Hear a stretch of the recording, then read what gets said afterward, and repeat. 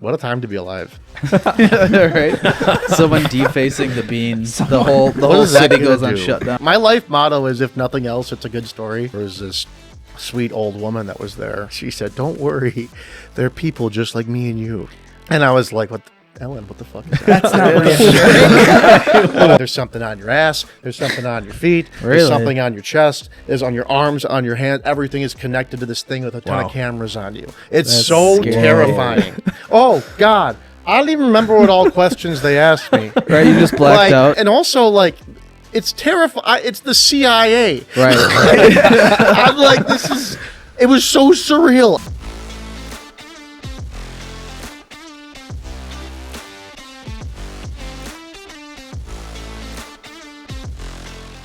Hello, everyone, and welcome back to the Campfire Council podcast. As always, thank you so much for being here with us. We really appreciate it. Super excited for today's episode. With us on the podcast for today, we have myself, Luke. We have Joey's. We have Milo, a.k.a. Trilo. We got Noah, Bible Man. And with us, a very special guest, we got Charles. Woo! Welcome to the podcast, Charles. Thanks for being here. How do you feel on your very first podcast? This is fun. I've enjoyed this so far. That's good. Thank you for making. I thought we were recording earlier. No, it's all good. Yeah, thank you so much for making the trip. We appreciate it. Wow. Have you guys taken that train? I have a couple times years It's pretty ago. convenient. How long did it take? About an hour? It's an hour and a half. Yeah. But now I can do. I got the iPhone 16, and for the first time when I was doing mobile hotspot, I was playing Super Smash Bros. Online. Whoa. So Really? This is big news. That's huge. That's awesome. This is huge for the Smash. Is there a lot of people that are? Are there a lot of people playing that right now? Like, it's pretty popular. I do. It's like the only game that my family will play, and we're all unbeatable. Who do you use? Dang. Yoshi, big Yoshi guy. Yoshi, really? Okay. I can see I'm more of a Captain Falcon. Yeah, Falcon dude. Be a Punch. bloodbath. Everybody loves Yeah. I have a move called the Egg Gambit. You know it. Come out myself. It's very nice. That sounds intense. I'd probably get wrecked. I haven't played in a while, but It's a great video game. Yeah. On the Wii is probably my favorite. The Wii one? Yeah. I like the Wii one. Yeah. Yeah. Brawl was good. Oh, yeah. It got bad ratings, but I liked it. I liked Brawl. I played that one probably the second most. Heck yeah. There you go. Heck yeah. So Charles is I know, Joyce, you've known Charles the longest. When did you meet Yes, Charles? sir. Wow, Charles and we met. I was probably in 3rd or 4th grade, so just a real little guy. And what? How many years older are you? I'm 26. I'm 30. Okay, so we got a 4 year 4 years older, 4 yeah. year difference. And so I was always looking up to Max and Charles, like those are like the two, older guys. Like we'd all play soccer together at our wonderful time at our Baptist Calvary Baptist? Calvary Baptist. Baptist. Shout out. Wow. Yeah. They went down. Yes, it did. It's like done? I'm surprised. Wait, it's done? Yeah, actually, It's gone. I think it closed last year. Oh, wow. Just not enough sad. people, or? Yeah, no, they just didn't Yeah. have enough students, so they couldn't keep it afloat. Wow. And so now it's just a church, I believe. Yeah, it's still a church. Which actually, yeah. Milo went to the church. Yeah, well, as a kid. You went to Calvary? Yep, yeah. And Not the school, but the church. My aunt and uncle still go there to the church. Yeah. We only went to a couple services, I think, ever. Okay. We would primarily go to Crossway. Yeah. Or, yeah. well, first was, what was it? Grace Community in West Dallas. That's when I lived in Dirty Dallas. Not far from There you here, go. just down the road. Oh, yeah. Yeah. Grace Community. There And you they go. had this whole Calvinism thing, and people got too offended, and everyone left. Wait, what do you mean Split the church. they went Calvinist or something? Yeah, I don't remember all the drama, but it was Oh, okay. the pastor got into Calvinism. It was Oh. just really dramatic, and I was like, okay. Yeah. Calvinists get very serious. I'm just going wherever my parents go. Yeah. They'll really, Right. So yeah, that's our origin story. We played a lot of soccer together. I know the three of us had many a fun times growing up playing Max, playing soccer. Yeah. Max would slide tackle from behind. Yes, he would. Nice. It was As you should. In practice, that's he just. yeah.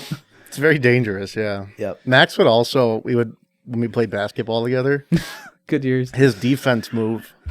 He's just laughing in the corner. He would play defense on you. That's like like he's gonna slap you, and then instead of he's not even going for the ball, and then he would just like give you a quick slap.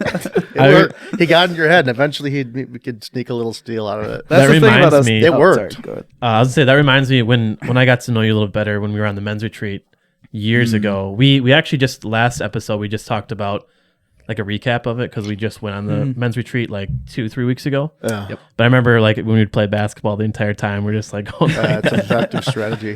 works It does pretty well. work. Yeah. It's all a mental. Confidence is everything, and if you can slap, you Get can in their slap. head. You can slap confidence out of anybody. True. Well, okay. Speaking of confidence, like being a musician, like let's talk about that. That's your main thing. So Yeah. if you want a quick plug, your band. Yeah, so my page is Charlie underscore Charlie's Music underscore. So there's two of them. I'm working on a folk and country album that I'm probably gonna release end of next year. Is Hey, the now. plan. it's exciting. Heck yeah. So and then I have a band as well. We have a couple of things that's released called Good Color. That's, What is it?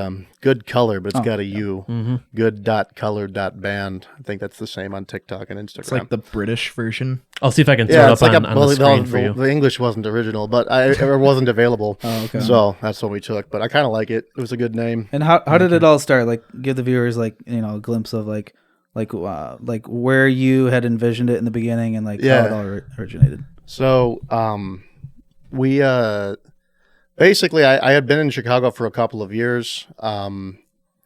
I did some solo playing and stuff like that, but it was just not, I thought at the time that I needed I needed a band behind me. And I met at the perfect time. Like I had just gone to Columbia. You were all solo. I was solo. I would have loved to have played with the band. It's just not easy to find one, especially one that needs a lead singer and guitarist. Like, so, and just a lot of times it doesn't work out. Like I tried starting a couple and we didn't have the right group. But Tom, I had just gone to Columbia and I had a bunch of Colombian friends now that were in Chicago, and a lot of Colombians are Catholic. So Tom is the pianist; he's Catholic. So they introduced us. Shout out Tom. And then Tommy Langan, and then Rishi. I ran into actually. Me and him used to go to UWM right around the same time. I had met him one time through my sister-in-law. He knew him better because he's a doctor, so he's a couple years older than me.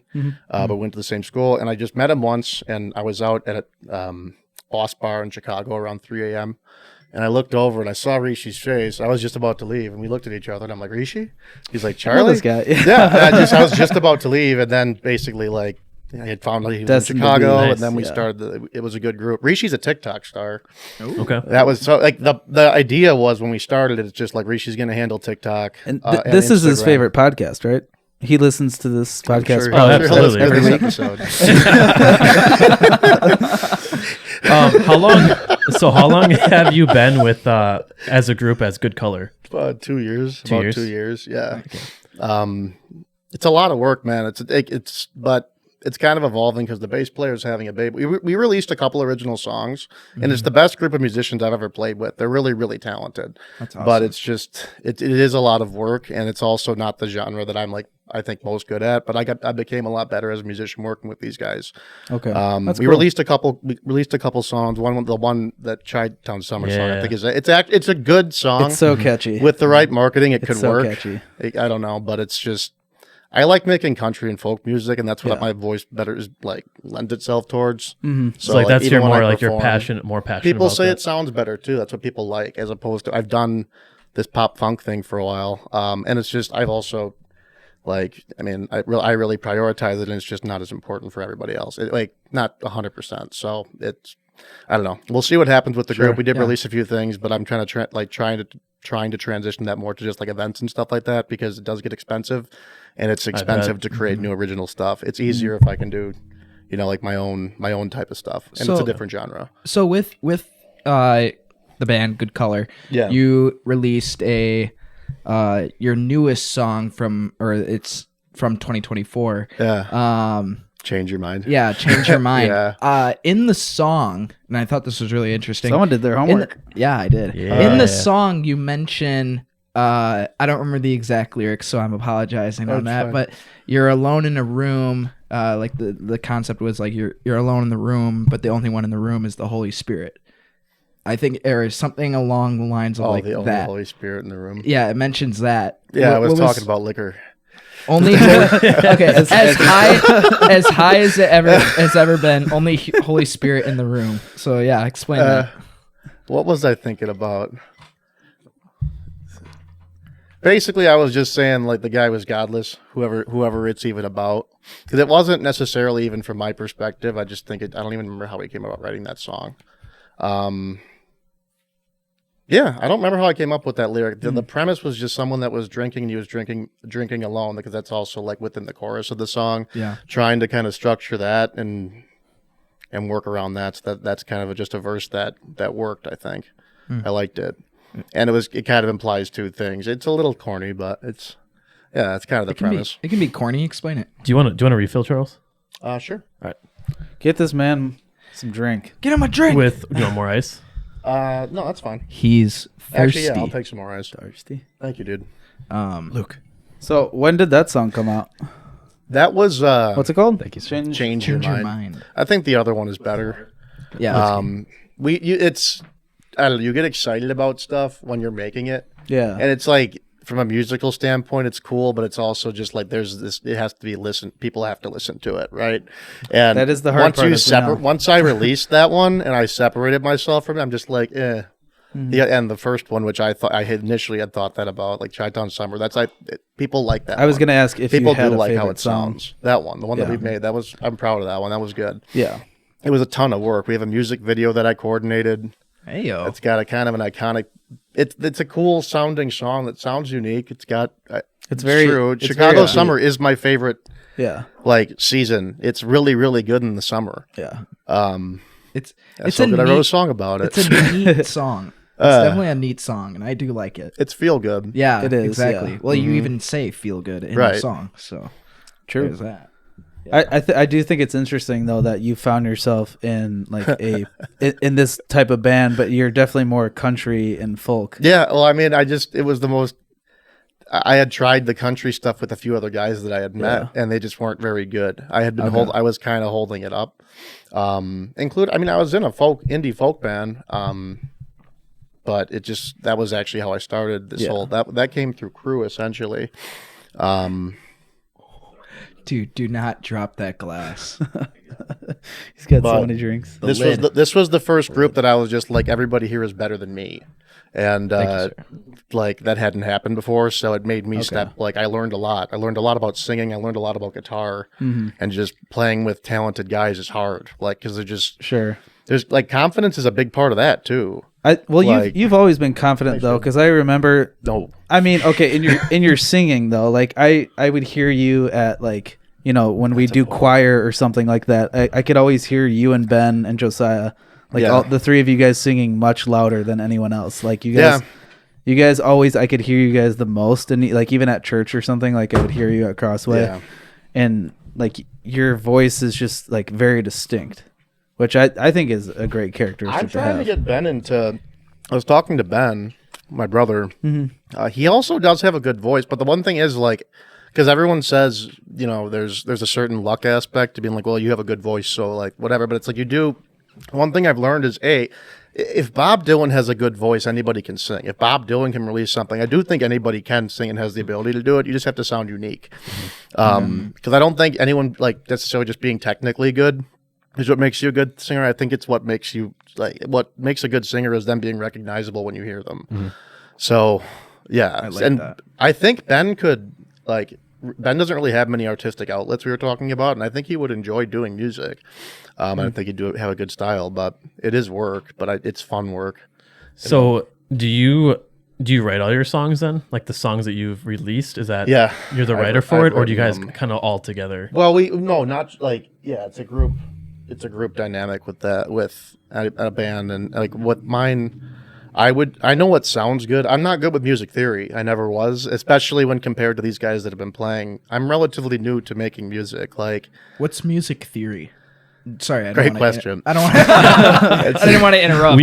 We'll get back on that. You don't know what music? No, it's music theory is just basically reading music and understanding what works well, what chords you can use in a given area, and like it's a lot of memorization, but it started to make more sense. But it's quite complex. I think some people just pick up on it easier than others. For me, it's been very difficult. What was I saying? How notes and chords work together. Like in theory, this is how this should go together. Yeah, It's and the study of what- music, What essentially. defines Okay. a Yeah. chord? What defines like gotcha. a, Okay. a Music, scale? yeah. Music literature Look and at us. appreciation was one of the most difficult classes I took in college, and it was supposed to be an easy class. I think for some people it just clicks more than others. Was that at UWM? UW Waukesha. Oh, okay. Craig Hurst. He called himself. I am Dr. Hurst. I earned the doctorate. he was something else. Sure. He was a good teacher. I liked Craig. So when did you move to Chicago then? Because you grew up in Wisconsin, correct? Yeah. I moved to Chicago in 2019. That's right. I had been looking for a job for a while, and That's right. Yeah. at the time, like it took forever. Like it was just it was a hard time, but then I ended up landing a job at Citadel. I was interviewing at I don't know. Everything was going really, really bad, and I was depressed. And then all of a sudden, just everything started hitting out of nowhere. So I was interviewing Facebook in Austin and Amazon in Seattle. I was flying. It was so. This is pre-COVID. It was great.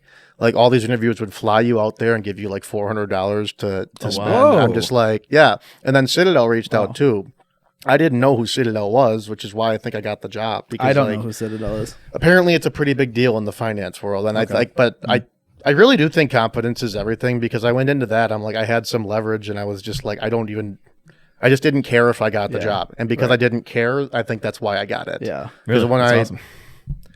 I don't know, I've noticed when I actually really wanted jobs, I never ever got them ever, and the ones I didn't care about, those are the ones I got, and they ended up being good. Dang. So Nice. So what do Not you? all of them, but- Is there something that when you moved? So did you start more so like producing and making music before you moved to Chicago, or is that you Yeah. started when you were in Chicago? Recording. I think I did my first recording in Chicago. That's when I first started actually recording stuff. Okay. But I was in a band. Yeah, did we? Nah, I guess I was in a band in Milwaukee. I started at my church when I was a kid. I remember my dad gave me $20 or $50. He offered me $50 if I would sing "Our God Is an Awesome God," the new version with like the rap. Oh yeah. You guys heard Awesome. that? When he rolls off his sleeve, I don't know if I have. he's putting on a Ritz. It's Great song. Nice. heard it. And it was $50. I was like 5 years old. I'm like, Yeah. that's like two Easy. GI Joes. Yeah. Exactly. That's worth everything. and I did that, and then I started just doing choir and stuff at Calvary, Right, and then I performed. Well, I was at Crossway as a backup singer, and just kidding. I was at Crossway. I would perform in that, but they took it too seriously, and I was like, okay, no, like I don't need to come to this many practices for this. Okay. So, They do. And then They I- do practice a lot. they like, well, for the not every. I get it. Yeah. I mean, but there's a reality to it too. And then Crew, I tried out for that, and that's when I started doing like when I was they let me sing at Crew, and What's that's when Crew? Campus Crusade for Christ.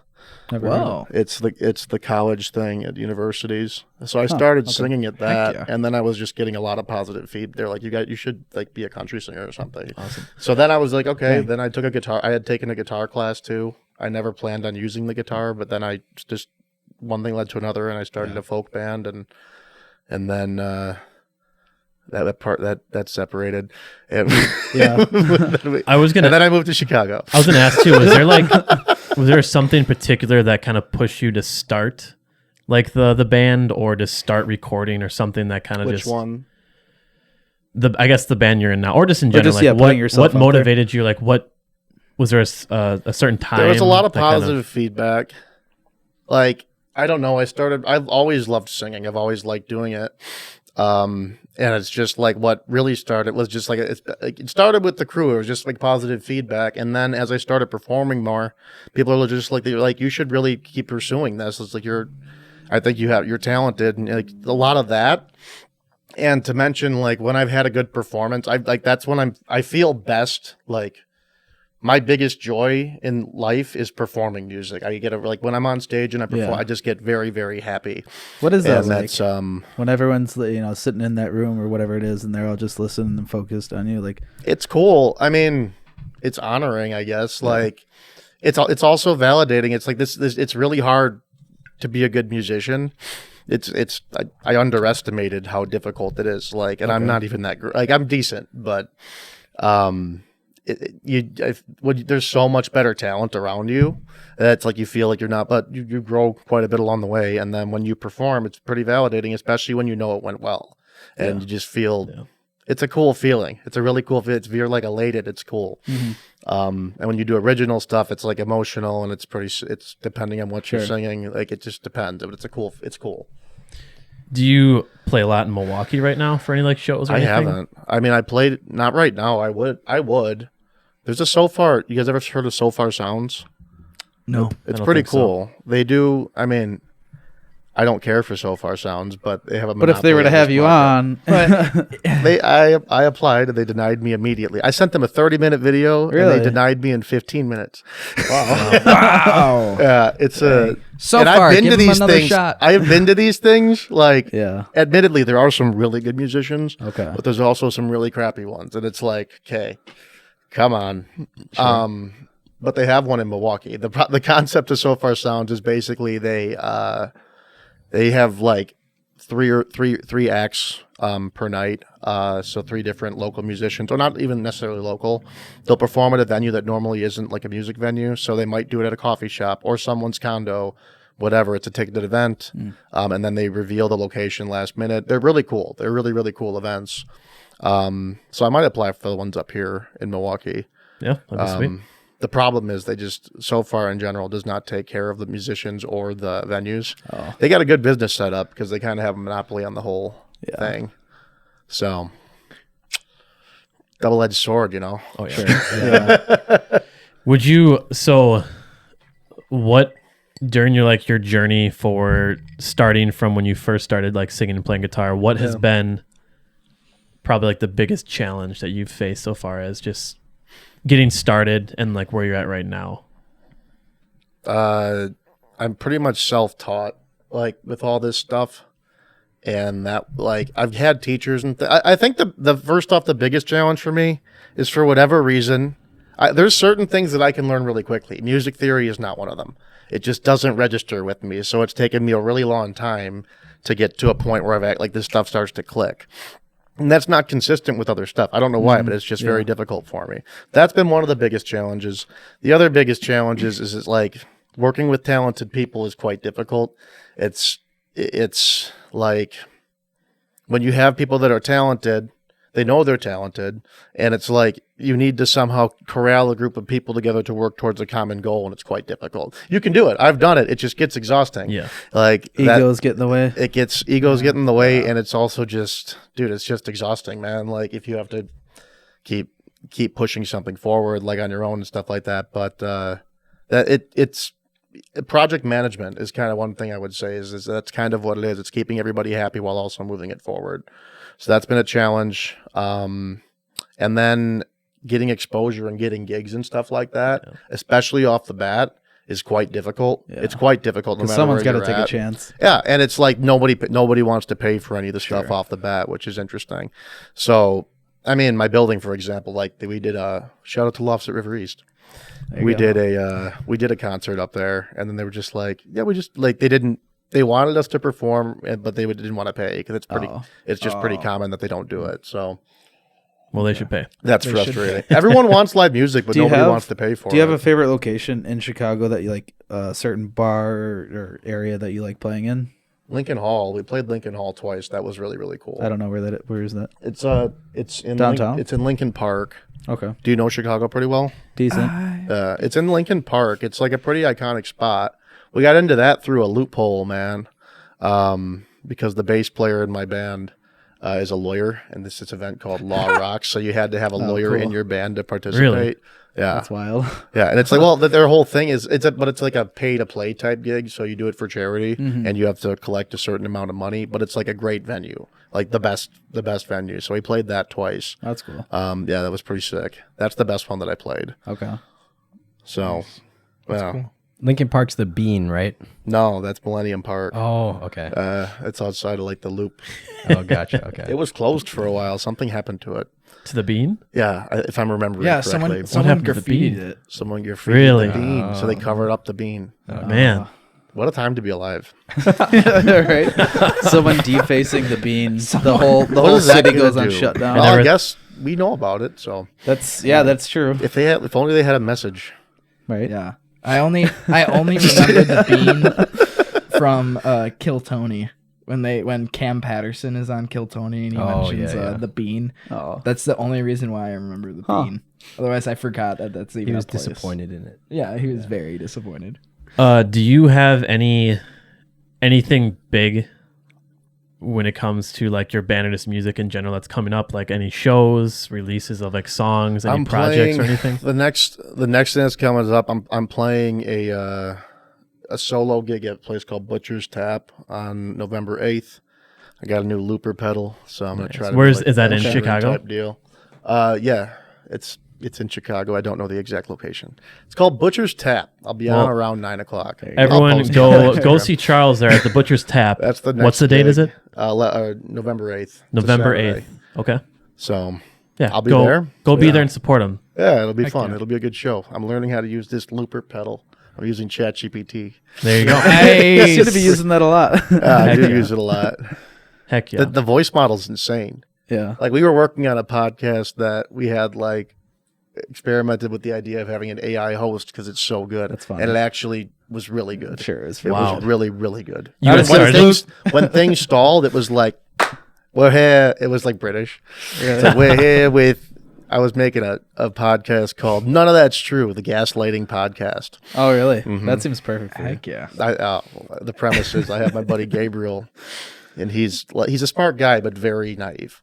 Okay. So I can just tell him things, and he just and yeah. that would be the AI. Well, no. So the premise of that podcast is I'm going to pick a topic and I'm going to tell Gabriel about it. Sure. And he needs to figure, like, because sometimes it's all going to be true information. Yeah. And when he says really, I'll be like, really is when the episode ends. I'll just be like, really? And I'll be like, no, none of that's true. That's your show, folks.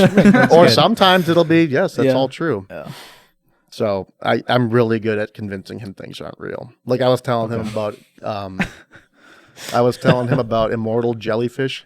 You guys heard Immortal about jellyfish. Yeah, have you guys heard about these things? Oh, well, tell us. I mean, It's called biological immortality. I don't know if they're jellyfish.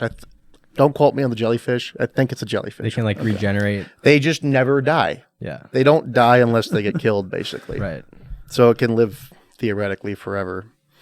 Now it probably, I don't think anyone's been around for the whole thing, but It's pretty wild. it is wild. What's it called again? It's Biological immortality. Biological immortality. Jellyfish have this. Maybe And that's that's actually you. true. That's a true statement. learned something new today. Wow. See? So do you have The whole- anything like outside of music and your band? Is there anything that you are doing as well right now? Like anything going on that's I've compiled a list of comedy bits. okay? Oh, yeah, let's try them out. Try them out here. This is Are you would be a good- practicing like perfect stand-up comedy? No, I did take a stand-up comedy class. But the premise, the reason why I did that was because I noticed initially when I was doing music stuff, between songs, I sucked. I was sitting there tuning my guitar and it was awkward. So I'm just like, well, maybe I love a good stand-up. awkward And I love silence. stand-up. Sure. So then I took the stand-up comedy class. It was kind of a joke. No pun intended. That was Hold on, where is it? I haven't added. Make sure you we're don't good. use that one. I'll try some one-liners here. All right, here we go. There you go. They say opposites attract, and I do think it's true. You do see a lot of heterosexual couples out there nowadays. What? I thought Say it that was again. pretty good. Say it again. They say opposites attract, Right? and I think it's true. You do see a lot of heterosexual couples out there. I mean, it's kind of like an anti-joke. It is. It's like an I thought that was anti-joke. pretty It's good. Hold on. I like it. Have you ever had a 9/11 shot? Oh boy. It's just two tall boys that go down real fast. Hold on. That not all- could go one of two ways. That one could be a crowd killer. That got me. I used to box, but it was hard on my knees. Now I'm into unboxing. I just came up with that one. That one's was good. untested. I like I think that was my untested. favorite one. That one's gonna need some work. I like that. Hold on. How about this? This one's two investors without any means of defending themselves walk into my business pitch. No. See, that one's bad. No, It's okay. I'm not great at But this yet. you try them out Huh? here, right? And then And then if they don't work, then you're fine. I got to have one more here. This is like your open I did mic. 2 things this Yes. week. I went to church and I lied to you. All right. That's enough jokes for now. There you go. All right. Maybe your jokes aren't good, but you are a very good storyteller. And I want you to tell these guys. I thought those were good jokes, actually, Joe. I think they were. I'm not a fan. I'll be honest. Let's hear your jokes. I don't have jokes. I'm not good with one-liners and such. But I want to hear you tell your FBI CIA story. to Yes, these guys. I was Wanna hear the just about to CIA ask you story? about that. Because it's a great story and It's it so needs good. to be told. Buckle in. And it needs exposure. Okay. Yeah, It's one of I my don't know favorite if I'm stories. supposed to do this. But that's it's the fine. point. you're doing it. It's fine. If they find this, then they're still watching me. They themselves. There you go. Mr. CIA. I was hold on. So in 20 I went to UW Waukesha for undergrad, and I was doing pretty well in the Spanish. Like, we had a pretty good Spanish teacher. His name was Mark. He was just tall, red-haired motherfucker. Like, he kind of looked like just like a ginger. I know the type. Yeah, he kind of Yeah, looked I like know you, the but just a type. lot taller and like redder. Okay. And he was like, "Hola, clase, ¿cómo estamos?" Like, he was American. Okay. And he learned. So he was a good teacher to learn from, though, for learning a language. And then I went to UW Milwaukee, and while I was at UW Milwaukee, I got like really good at Spanish because I was planning on, well, I got an internship at Universal Pictures in 2016. Whoa. The way that I was able to do, because I went to pretty no-name schools, and while I was in those schools, my cousin Sam, who was homeschooled through 12th grade, he's the There you smartest go. person that I know. No, he struggled. No, his mom was a terrible teacher. She didn't do it. She got tired. Homeschoolers. She got tired later on, and like Sam made up his transcripts. Sam would tell me, he's just like, I put Shout out a to I put a Sam. B on there, like. And then but anyways, Sam ended up working for the NSA, NASA, and Antarctica. And I'm like, he's in Antarctica, and I'm like, Sam, how the fuck are you getting these? Because he was struggling through college, and then like Sure. went to WM. All of a sudden, he's going everywhere. And he's like, well, I just apply for a whole bunch of stuff, and I see what happens. And I'm just like, well, okay. And that's the best advice that I ever got, because I started applying for just a million jobs, and I just applied for ridiculous stuff. And one of them was Universal Pictures, and it landed. So I was working in Los Angeles for summer 2016 at the Universal brand development department. It was great. So they like work with Universal IP and make video games and toys and That is cool. stuff like that. It's pretty sick. But they didn't hire me for a full-time job after that summer. I was pissed because everyone knew the people that got hired and who didn't.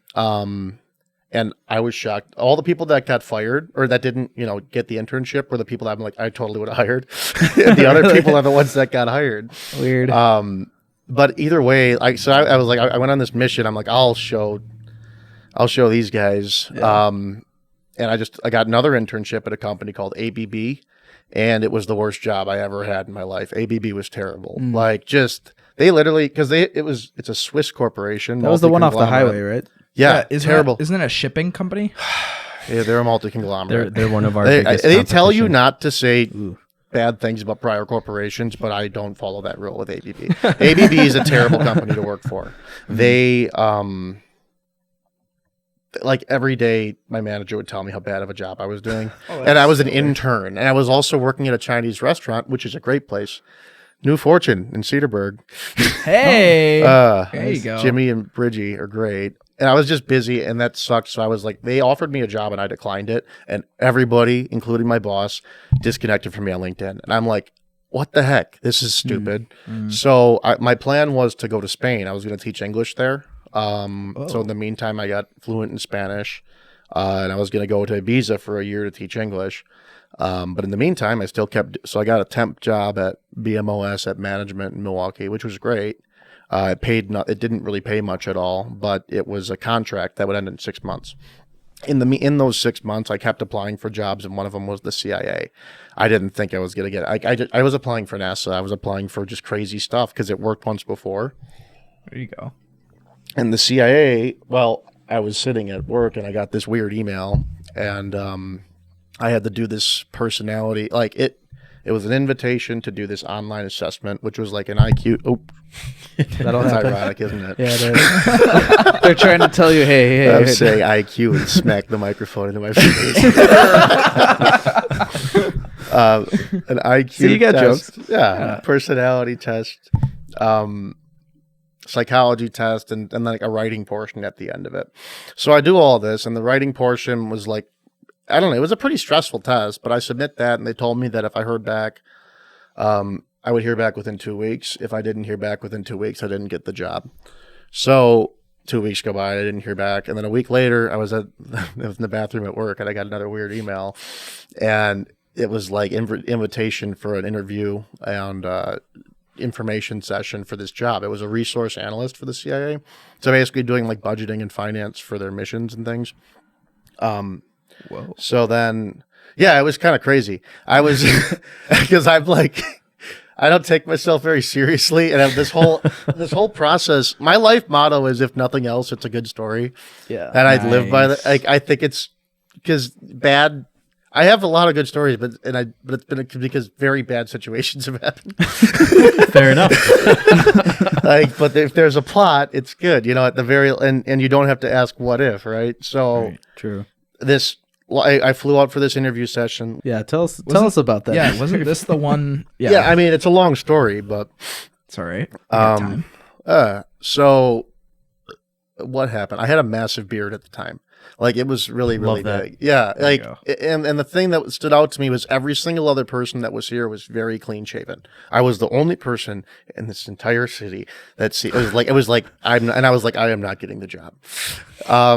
And there was a group of people that they just, like, one by one, they were calling out the names, and each time an agent would come out, clean shaven, clean shaven, clean shaven. And I was just, it was super high stress. Everyone was just like not talking, and I was just like, I am not getting this job. This is hilarious. Like, Did you wear a suit? The reason being is I wore a suit. I mean, I dressed up, but I was just like this. It felt surreal to me because I'm just like, I know myself, and the fact that I'm even in this position is hilarious. And I also didn't care because I was going to go to Spain. Like, that was my plan. So I was like, I didn't give a shit, and I didn't think I was getting the job. So then my guy comes out, and he's got the biggest red beard I've ever seen. I heard my name. I was like one of the last ones, and I'm like, you have to be kidding me. So then I interviewed, and I thought it went fine, but I don't know. I didn't know. And then I flew back, and the next day they called me, and they gave me a conditional job offer, provided I could pass a background check. Oh. And I asked them, I had told them about the Spain thing, and they said, yeah, you can do that, but it's going to delay your security processing by over a year, and there's no guarantee your job will be here when you get back. And I was like, okay, well, that would be awful. And a lot of people get to go to Spain. This is a pretty big opportunity. So then I accepted that. I have the saddest email ever from the teacher in Spain. It's just like, she's like, hola, did you forget you were supposed to be here? I still feel bad for that. Oh man. It was bad, but it was too late in the no. process, and I couldn't do it anymore. Yeah. Yeah, it's a sad email. And then you saved it for those sad nights. Laying in I bed. haven't looked at it in a long time. You're like, but oh, I could need to find feel it. something. I need to go find this email. That's the motivation for his feel song. I should print that onto a PDF. I haven't done that, but yeah. So then I had to go through this super long. I extended my temp job. Well, I thought it was actually great. They were great people. I loved those guys. They were great, but I was making very little money, and I knew I was qualified for better jobs than what I have. It just worked out. So I extended it another 6 months.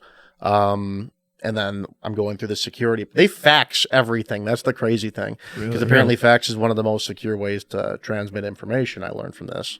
They won't do email. They won't do any of that stuff. So there's like a book that you have to fill out of forms of like every social media contact from a foreign country, like everything, like your parents, your immediate family's entire job history. Like, it's a ton of forms that you have to send in, and you're doing it all via fax, and they reply via fax to let you know that it's fucked up and you got to fix things. So then it's like, it takes months and months. And then I finally got to the point that I went out for it was a long time. It was close to a year. So March of 2018, I flew out there for the security processing, which was drug test, thumbprints, psychiatry exam, psychology exam, physical, drug test, and a polygraph. And I did everything, and then the polygraph. I knew I overthink stuff, man. You're watching the needle just go up and down. It is such. That's got to be intimidating. Dude, the whole thing is a mind fuck. Yeah, that's all it is. Oh, I believe it. Yeah, it totally is. I'm serious. I didn't know it until So I was there, and this is where it gets good. So he was there. Yeah, I was there, and this guy, all the people were. I signed up for the polygraph, and there was this sweet old woman that was there. She looked like Ellen, looked a lot like Ellen, and she said, "Don't worry, they're people just like me and you." And I was like, "What, Ellen? What the fuck is that?" That's not I was signing up for the polygraph, and I'm like, I had already been overthinking this thing. Yeah. They're lizard Partially people. because when I worked with Max, me and him would joke about Max is Never what mind. I've been in the corner.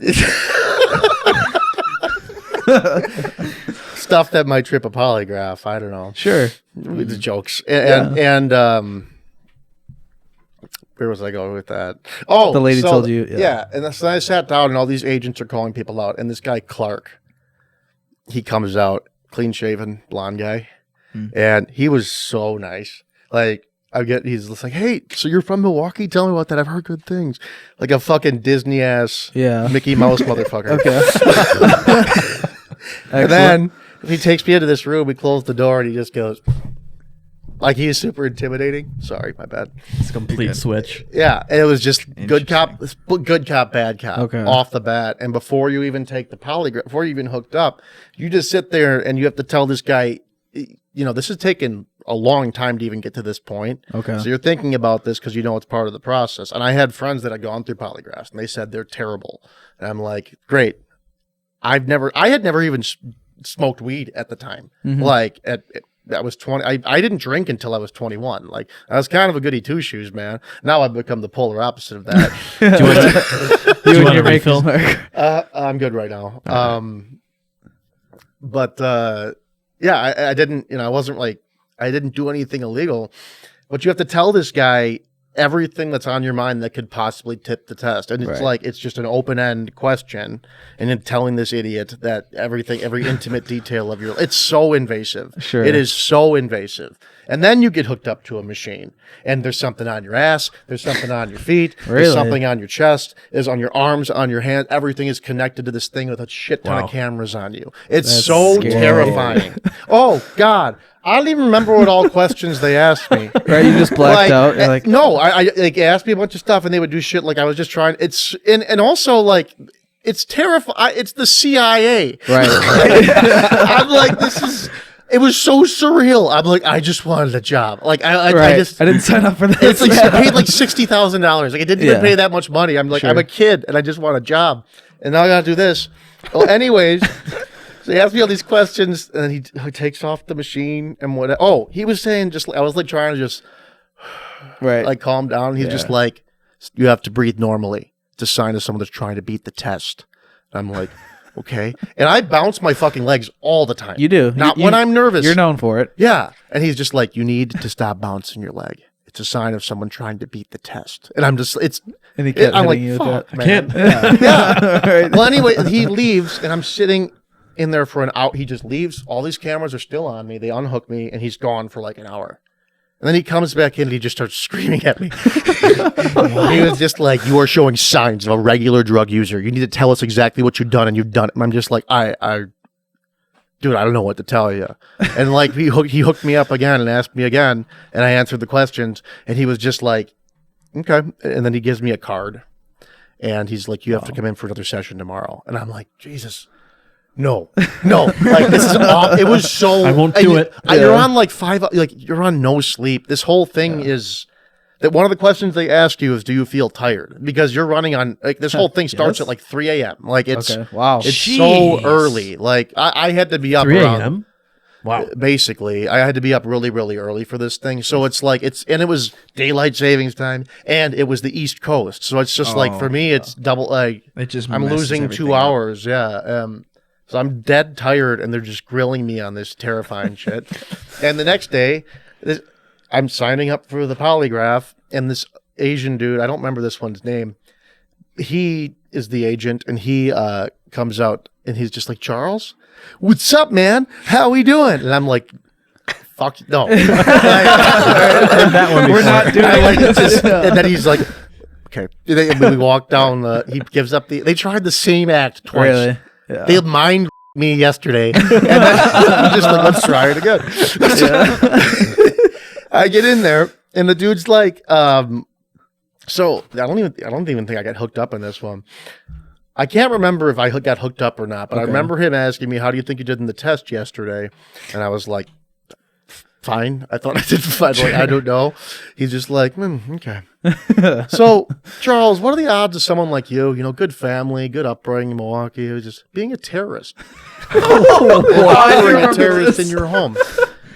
And I was like, 0. He's like, it's not 0. I saw your test results, and you tell me everything. Like, and outside looking in, I don't think they thought I was a terrorist. Yeah. But in that moment, it's quite terrifying. It's like, I don't know what I took this test. I'm not lying. And you're like, I just wanted a job. And all of a sudden you're in this very real situation where I'm being interrogated by CIA agents accusing me of terrorism. It's really, really scary. Wow. And then I said, I don't want to do this anymore. And then this woman came in and tried to convince me to keep going. And I said, no, I'm done. I can't do this anymore. And then I signed these papers. And then the fucker told me, just so you know, you didn't technically fail the test. We do this to all of our applicants. And you're welcome to reapply in a year if you would like to. What? So you would have passed? What? You would have passed? If I would have kept going. But they just broke me, man. Yeah. It was like, it was awful, man. It was torture, dude. I can grab you more.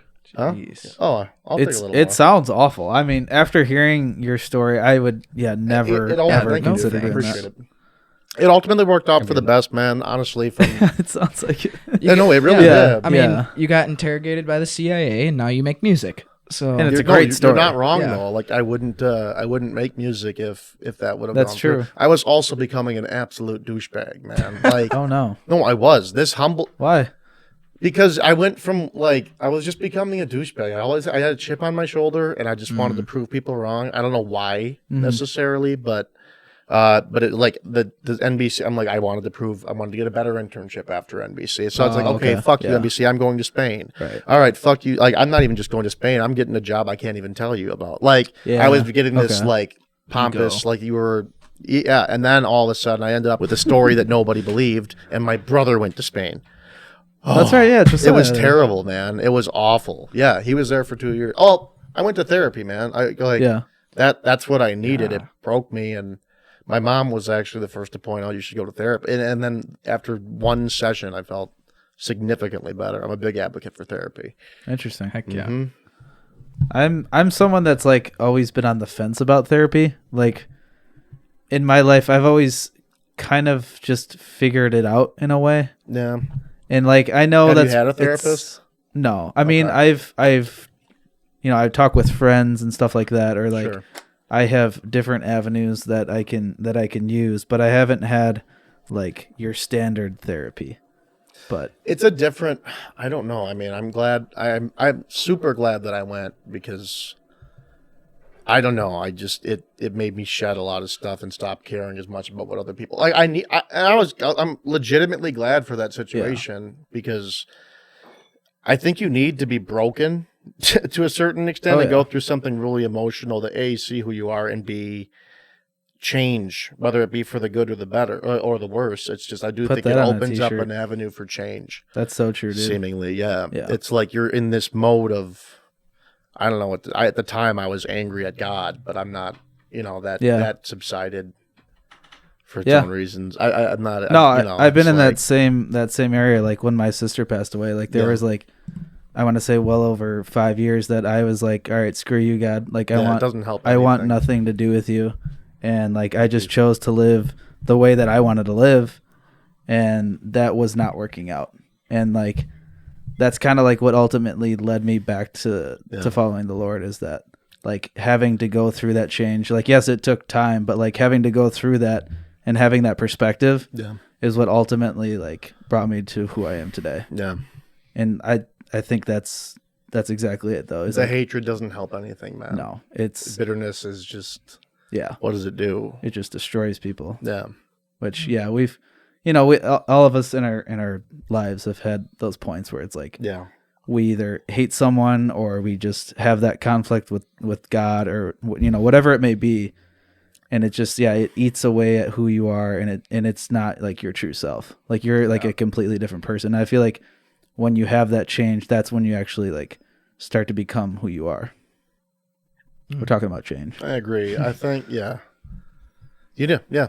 I completely agree. And the other interesting thing about it is, have you guys heard the concept of our bodies are built in an anti-fragile system? Have you heard that before? No. It's a really interesting concept. It was a video that I watched on it. I watch a lot of YouTube. I So- learn a lot so of do stuff we. on YouTube. Heck yeah. So Love do we. YouTube Shorts. There's this was about basically the premise is that everyone says when you go through difficult things, what doesn't kill you makes you stronger or whatever. It's a nice quote, but it's also scientifically true, because if you think, basically it's this: when you grow muscle, right, your body builds by tearing muscles and then they regrow. That's the system that our body is built on. It's the same concept for neurons in your brain and handling emotional things. When you go through difficult times and you overcome those, you quite literally become stronger. You can actually handle more stuff. It's because our bodies are built on that system. They get torn down and they get repaired even stronger afterwards. There's scientific evidence for it, which is super interesting. It's pretty cool too. Yeah. It's really cool. That makes a lot of sense, though. And it's- it does. Conceptually. Yeah. It's the difficult things too. I mean, going through those difficult things, it's what makes us who we are today. Yeah. And I if think nothing Neil and else, I were it's a just good talking story. about like going through difficult things earlier before we started the podcast. Of there's a lot of things that we're actually thankful for that we went through, Oh yeah. because if you didn't go through those things, you're The butterfly effect. Man. maybe you would have never got to the spot you're at. Maybe you wouldn't have become the person you are.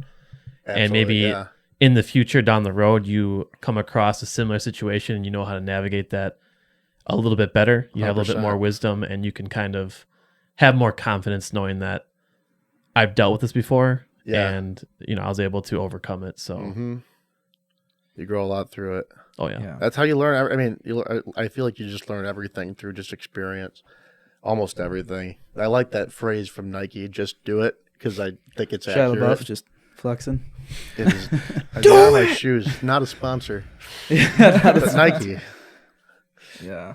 But yeah, that is a good one. I wanted to just, I guess, ask you, and you can go as deep as you want to, or like not at all. It's fine too. But Don't give me that surface level crap. yeah, where You so know me. I guess just kind of like where are you at right now with like God and just like faith We and trapped you, belief? Charles. We got you. Oh, I We tried. And like it doesn't I'm have to. agnostic. Yeah, and it doesn't have to be. It can be brief. Just kind of like I mean, anything I'm agnostic, dude. Actually, what's interesting is the CIA experience was one of.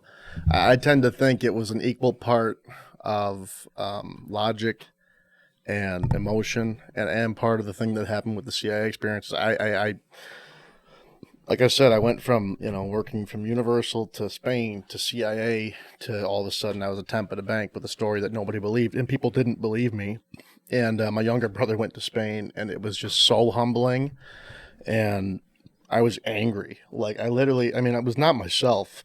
I was angry at God, and I was angry at everything. I spent my days walking to work muttering "fuck the CIA," like it was bad. And then I went to therapy, and that helped significantly. But after I got over that anger and stuff, there was another combination of it with. In college, while we were at Crew, I had, gone to some like fall retreats and stuff like that, and they were asking me questions about the Bible, or they were asking in a group setting. They read a verse and they were like, "Well, what does that mean to you?" And the guy next to me gives some bullshit answer because the verse objectively was very vague, and it was like I don't know what the and then Do you remember what the verse was? No, by I have chance? no idea. I don't remember. And then they asked me, and I'm just like, if I'm being honest, I have no idea what that means. And then it went down the line, and I could just tell all these people were just like not. They didn't even know why they were believing what they were believing, and I don't like being in that position. So I was just like, I went on a mission to like be the best Christian ever. I read all like the C.S. Lewis books and whatever, and basically Christian apologetics. I got really into it because I like to be able to defend what I believe. That guy is too. Yeah, Milo's huge. He's in really that. into apologetics. I like logic too. And but here's what happened was, as I got more and more into this, I started for the first time like opening my eyes to a different perspective, which I grew up really censored. Like I couldn't watch Harry Potter. Like I couldn't, you know, I was Same taught, yeah, very, very sheltered upbringing. And now I'm looking at the other perspective, and there is some appealing points, but at the same time, I was still a Christian. I don't know. It just kind of, it was gradual, but over time, like just logic and things like that, and just arguing. I'm explaining things poorly. Basically, just the combination of the logical side for me and this emotional side of like they combined made me just.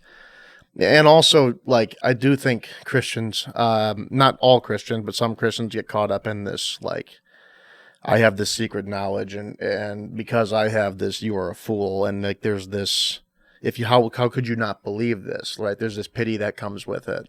And I used to have that, and I see a lot of people that do have it. Again, I'm not saying like, but I do see it. Yeah. And That's like what I noticed is it just cuts people off from you. Whereas once I shed all of that, and once I was a goody two shoes. I was so judgmental. Like I was so judgmental. Like when my friends were drinking before they were 21, I was judging it, and I was just like, and I came to learn that it was actually not a good attribute. So like I started shedding all of this stuff, and now I mean, people tell me everything, dude. Like, and I think it's because I come from no place of judgment whatsoever.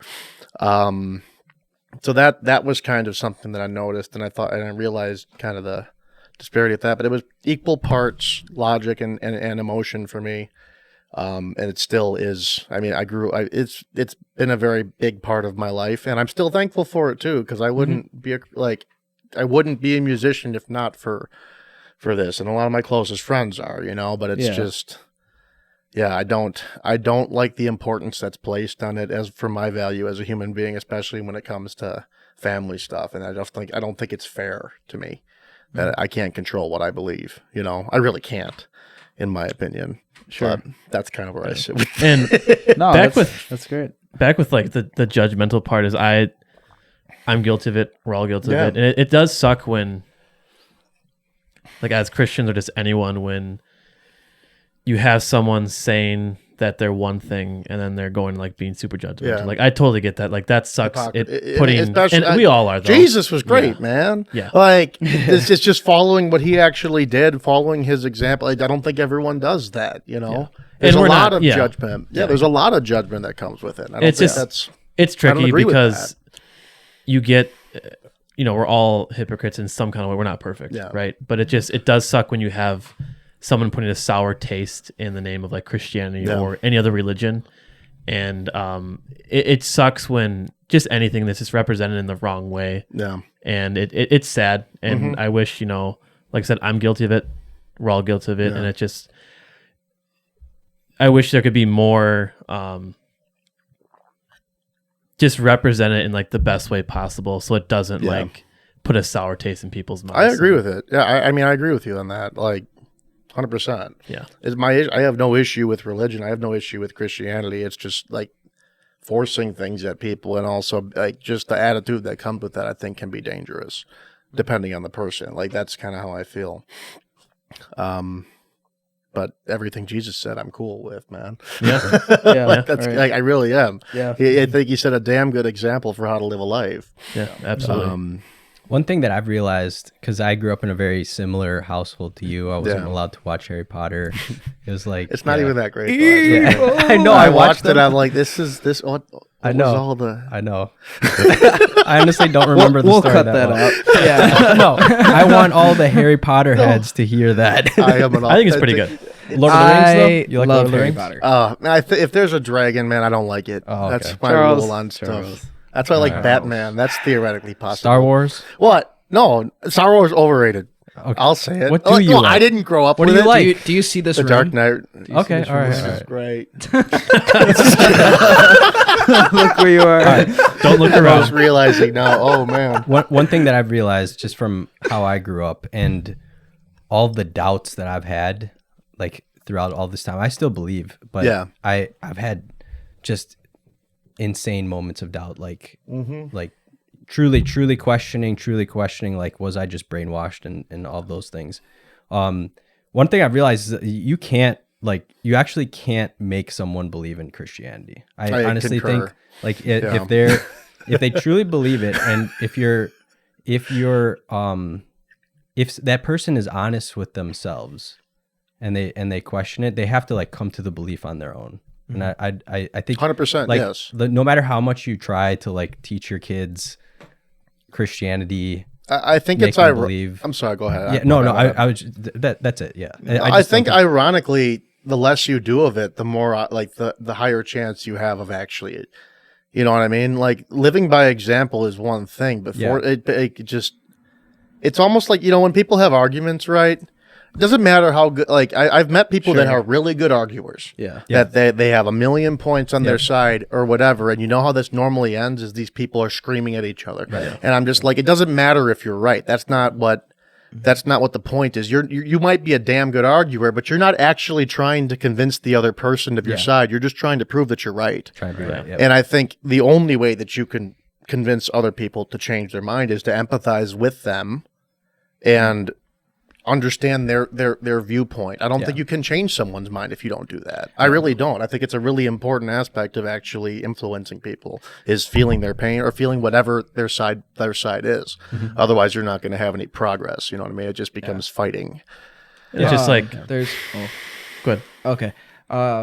There's an author that comes to my head. I believe, and I could be very wrong. I believe it's either Billy Graham or Dietrich Bonhoeffer.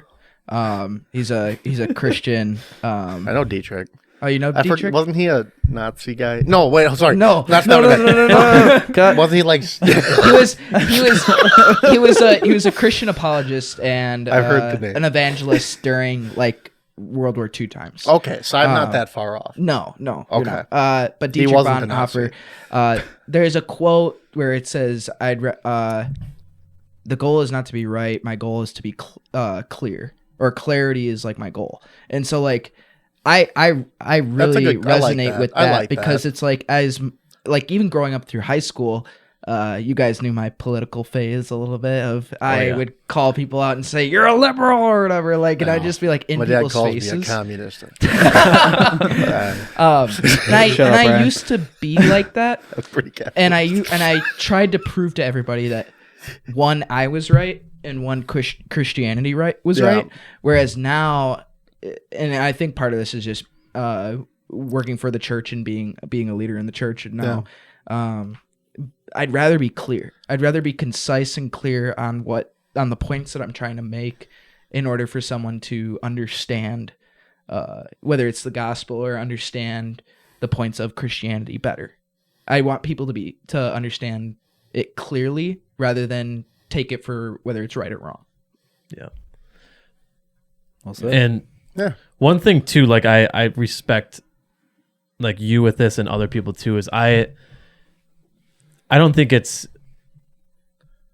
you shouldn't be following or believing something if you truly like don't, you know what I mean? If you don't Understand truly what you believe or in. know what you believe. And I think that was the motivating factor for me. and I think it's, I mean, for my faith, yeah. like I follow, I do my best. I fail every single day. I sin every single day, but I'm trying, you know, through Christ to do the best I can to represent him. And, you know, if I didn't truly believe, you know, I wouldn't like care in that way. And I don't think I would need to find the answers. I'm still looking for the answers, but I think I respect if someone, you know, doesn't necessarily 100% believe that they're looking to kind of trying to find the answers, or, you know, because like Mila was saying, you can't force anyone to believe something if they truly don't. And like, that's the cool thing about this podcast too, is the whole point of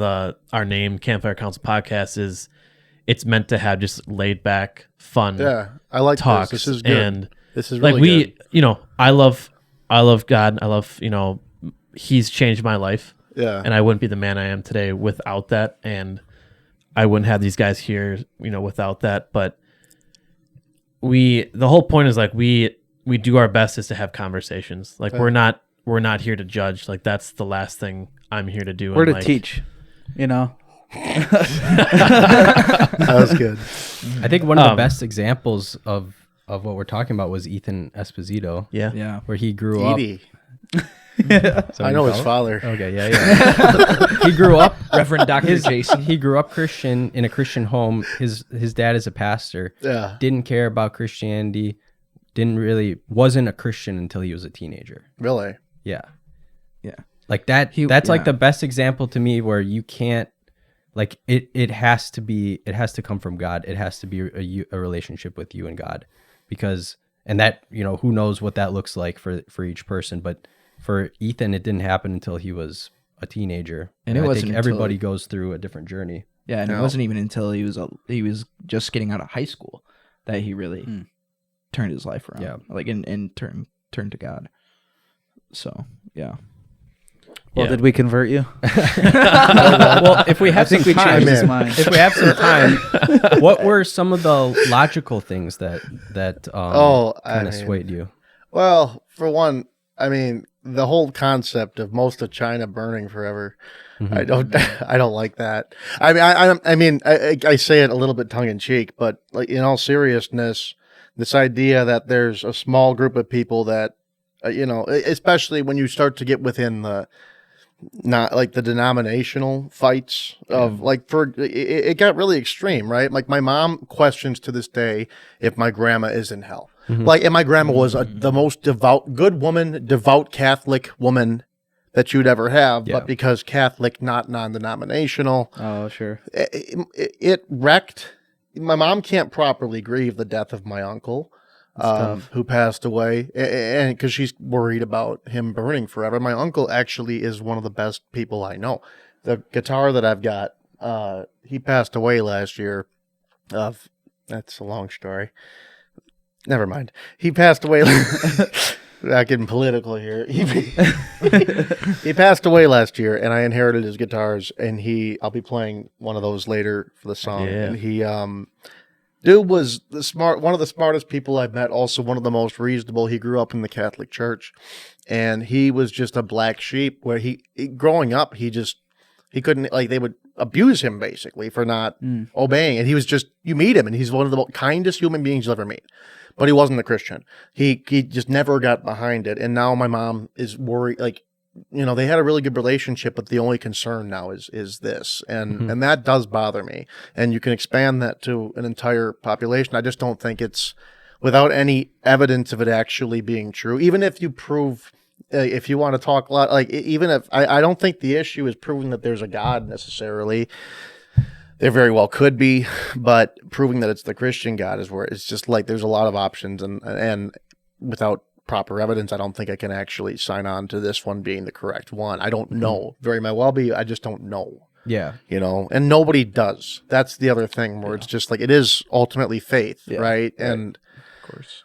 and when it became, instead of just being faith, like it's that perspective being pitied upon. I don't like when people pity me because it's like. Yeah.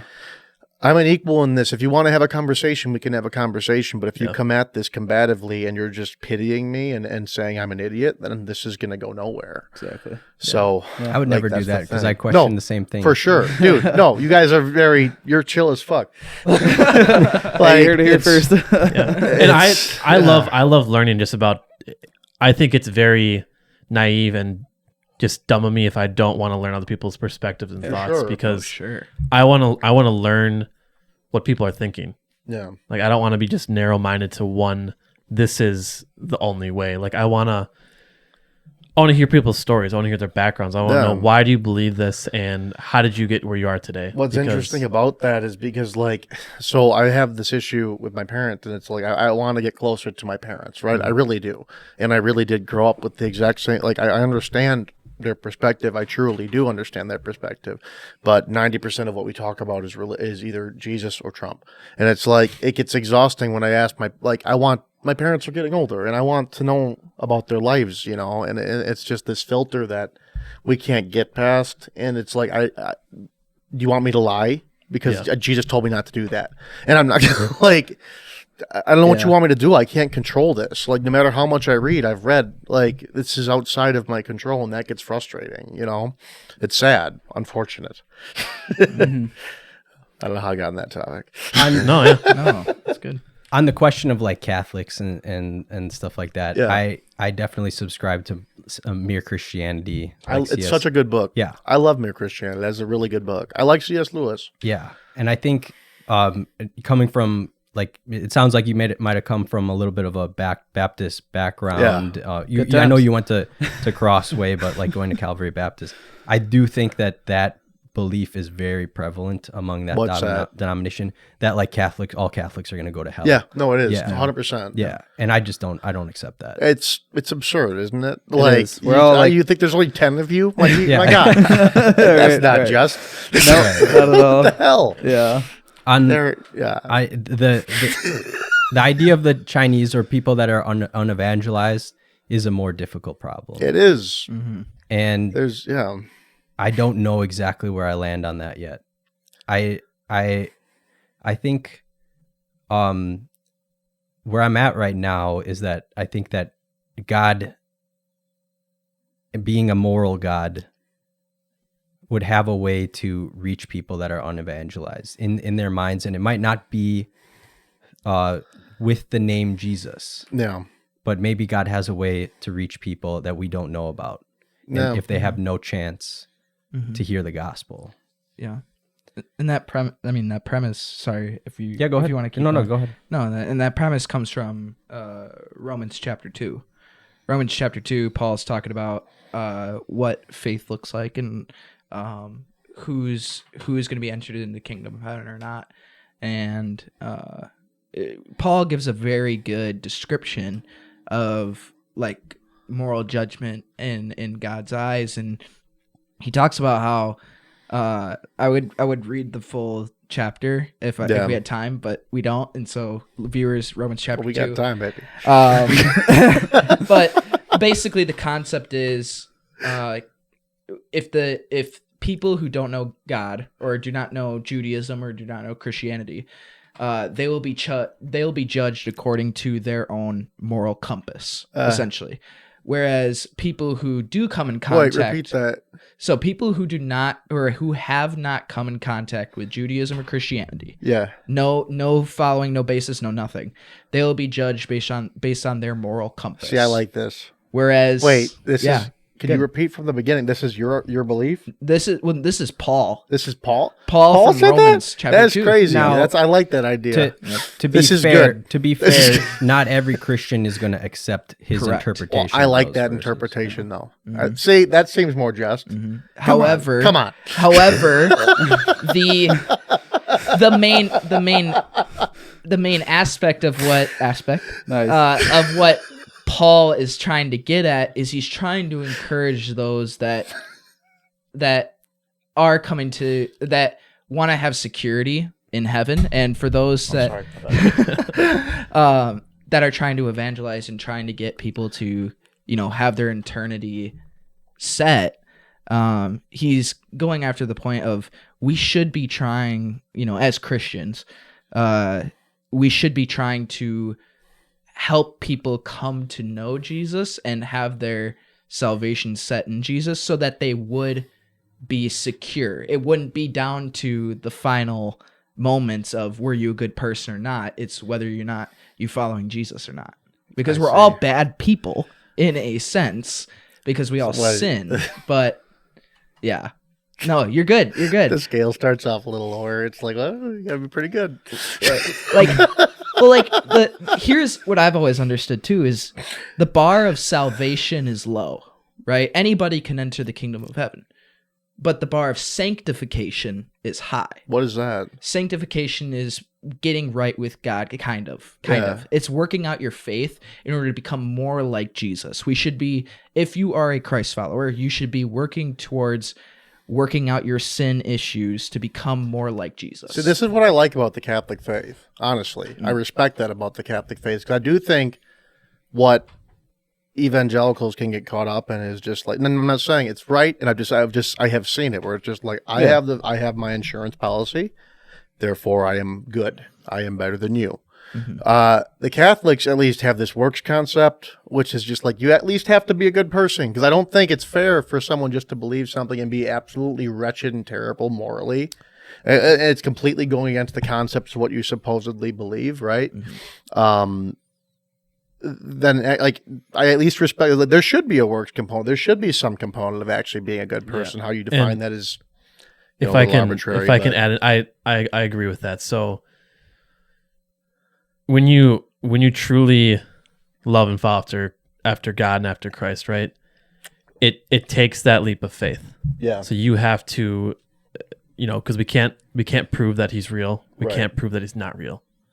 But we have to have that faith that, taking that leap of faith to have relationships. So what I truly believe is, you can believe with your heart, right, that God is your Lord and Savior. Yeah. But if I go to church on Sunday and I'm doing all these things that are going against his beliefs, and I had the mindset of, I messed up, but he'll forgive me. Yeah. I go and do it the next weekend and the next weekend and the same thing. That's not me following after Christ, right? I'm abusing God's grace. I'm abusing his love, and I'm abusing his forgiveness. And I truly believe, so if I want to have a relationship with you, I'm going to want to get to know you, right? Right.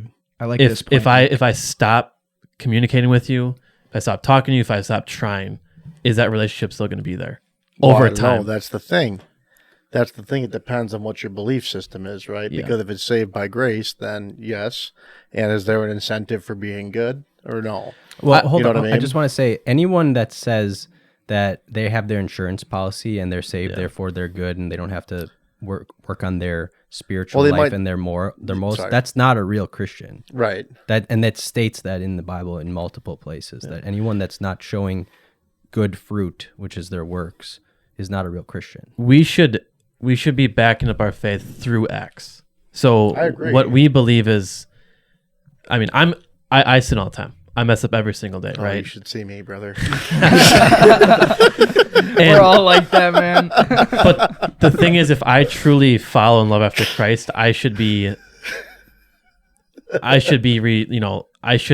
doing these things and brushing off so lightly. I should be trying to correct myself and asking for forgiveness. And I think that's what a true Christian, a follower of Christ, should look like. We're going to mess up, we're going to fail, but it's doing our best to kind of recognize that and try to correct it and change that around. I'd be a hypocrite if I'm doing these things in closed doors and all that stuff and I'm not asking for forgiveness. That's just kind of the way I look at it. So we are almost at an hour and a half. Okay. Did you want to stop the phone?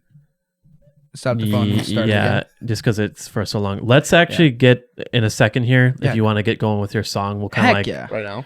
Well, in a little bit, we'll kind of start to wrap it up, and then we have a song or two, whatever. This that is Charles. sick, guys. I really like what you're doing here. Thank you for inspired joining that. us. Thank you. Yeah, this is really cool. Yeah. You've inspired me. I want to set up something similar at my place. Do it. Yeah. I have friends that want to like just Dude, the way you have it set up in your house is really big. We'll travel down to you. You should. I got a little studio. I have a recording studio in my corner, but it's for music. Fun. Now, this is well done.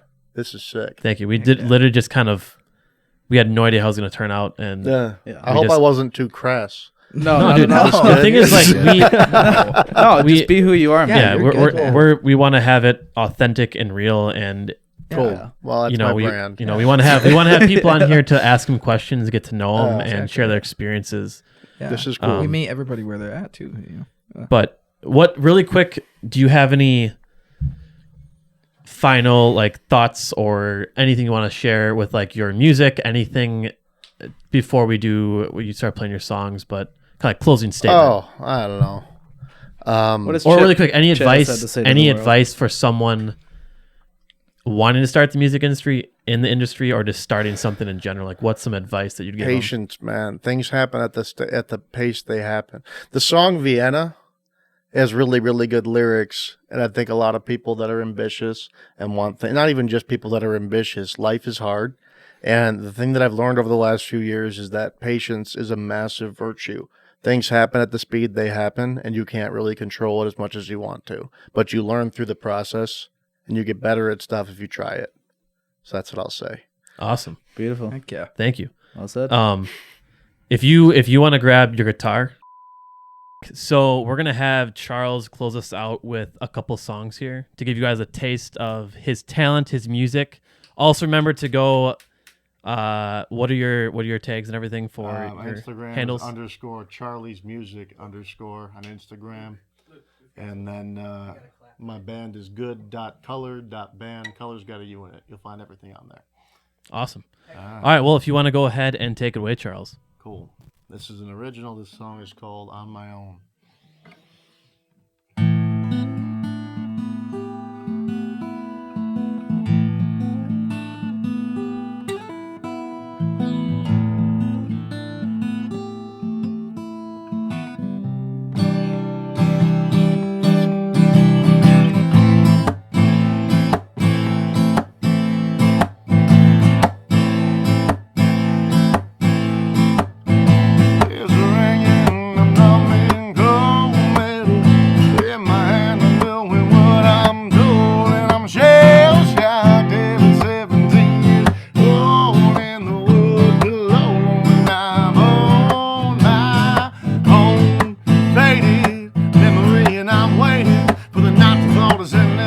I gotta keep myself from fading. Anybody hear me here? Cause I can't. Any automatic way in my hand. Just another child soldier under fatal orders. Am I taking my last breath? Buried 6 feet under the ground of my brothers. I lost count and the cries of my mother will never cease. Yeah, this pretty damn soon she'll be burying me. Listen to my brothers. I'm young, stupid, old enough to know better. Oh, I'm missing Colorado. Lord, I'm a child soldier and I'm on my own. Lady, liberty, come and save me. Is there any chance that you're on the way? I've been waiting here patiently. Oh, I'm dying, I'm sitting here, body of stone. I got blood on my face, I can't feel my toes. I had taken my life, I got family at home. I completed my job and I'm dying alone. Buried 6 feet under the ground of my brothers. I lost count and the cries of my mother will never cease. Yeah, if it's pretty damn soon she'll be burying me. On my own. On my own.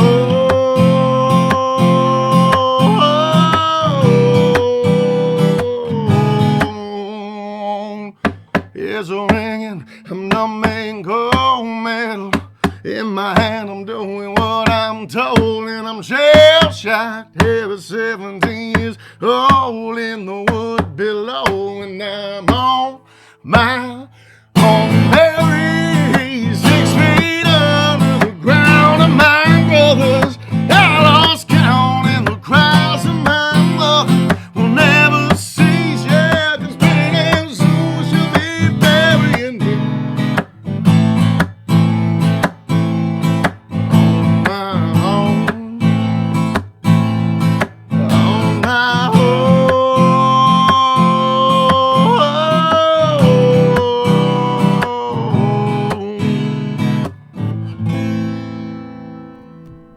Let's go. That was awesome. I yelled in there. What was the name of that song again? On my own. I haven't released that one yet. Ooh, so we got a little sneak peek. Yeah. That was awesome. Dude, Thanks. that was I'm unreal. glad you guys liked It's it. I got almost like chills, you're gonna have dude. to That play a was second good. song. I'll do one more song. Hey, Charles, Charles, I hate country, but that was nice. Really good. That was I'm nice. glad you liked it. was Max, nice. what do you think? Just nice. Double Max is thumbs my up. unofficial music. He's my official manager. I call him Bish Paul. You know, you guys know Rich Paul. Yeah. In my phone, he's Bish Paul. You know. Nice. Dude, that was incredible. Thanks. That was a good take. That felt like a good take. It was. All right. It's powerful. All This right. is called. I don't know. I like this song. It's called "Maybe It's Time." How do I play it? Wait. It's been a.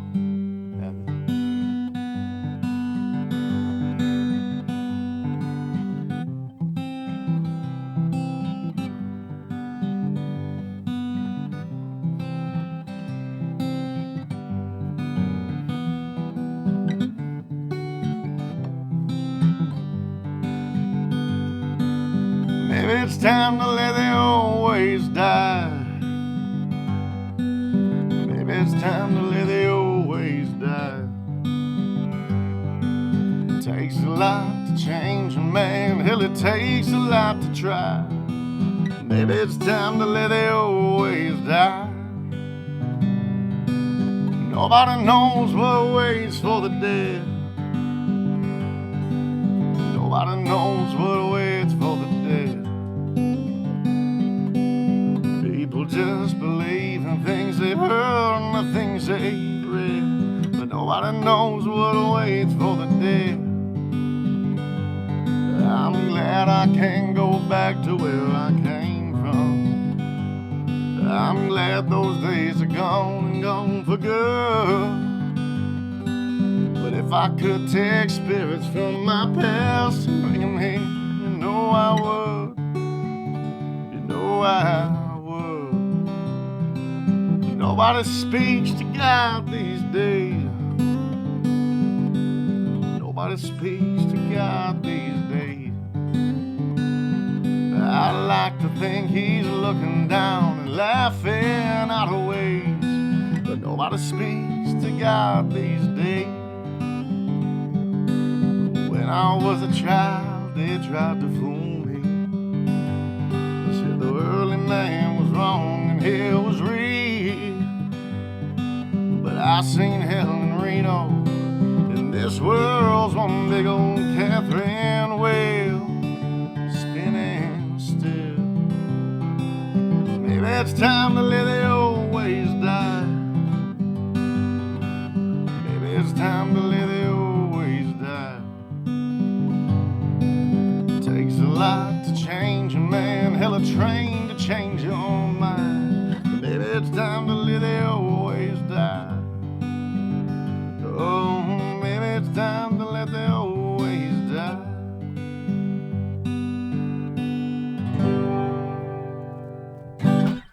Wow. Let's go. Wow. Thanks. Dude. Man, look at that. Our own personal at-home concert. That was like sick. it? Dude, that was This is NPR. crazy. If you guys get the chance to go see Charles or listen to his Yeah. music, do it. Go give him some support. So show him some love. I think you'll enjoy it. Yeah. Wow. Butcher's Tap next week Heck in yeah. Chicago. I'll do. I could do one more, I guess. Yeah, you could. Dude, Yeah, I think you could. that sounded like it could be in a movie. Like It in, wasn't like, a movie. Oh, it was? That's from Oh, A okay. Star Is Born.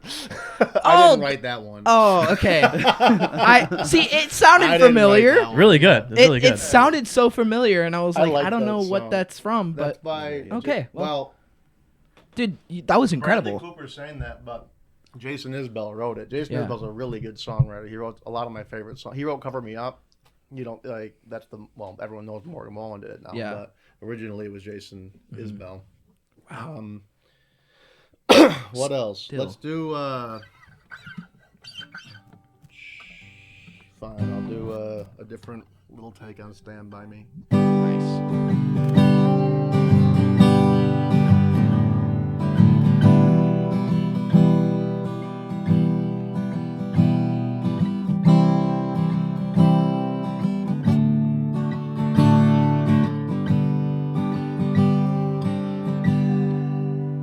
When the night is come and the land is dark and the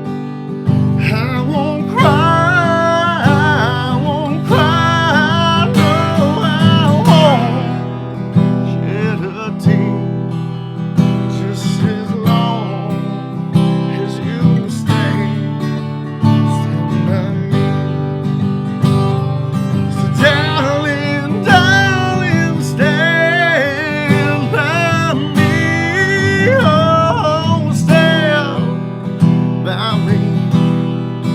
Whoa, stand, won't you stand by me? So darling, darling, stand by me. Oh, stand by me. Oh, stand, won't you stand by me?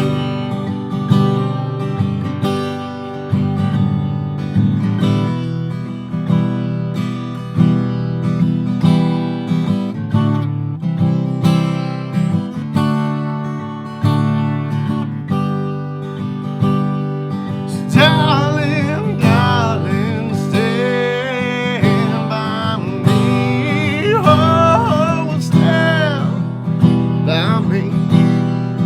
Whoa, stand, won't you stand by me?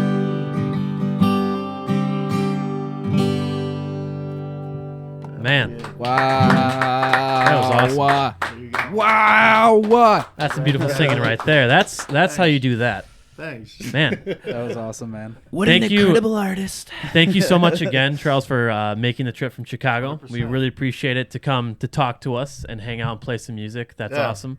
Very talented. It's really cool to see Thanks. like where you've progressed in music, and I'm excited to see what you come with more music and producing more music and where Good Color goes and like with the performances. And I'd love to see you live. That'd be Dude, sick. you guys So should come see us sometime. let us Or know, wherever. if you ever come to Milwaukee, Especially or maybe if my make a trip. band is playing. The Good Color, if I have the group, it's really good. It's the most talented group of musicians I ever played with. Yeah. Getting us all together is a little difficult, but when we do, it's worth going to. It's fun. We Heck do a good yeah. Awesome. job.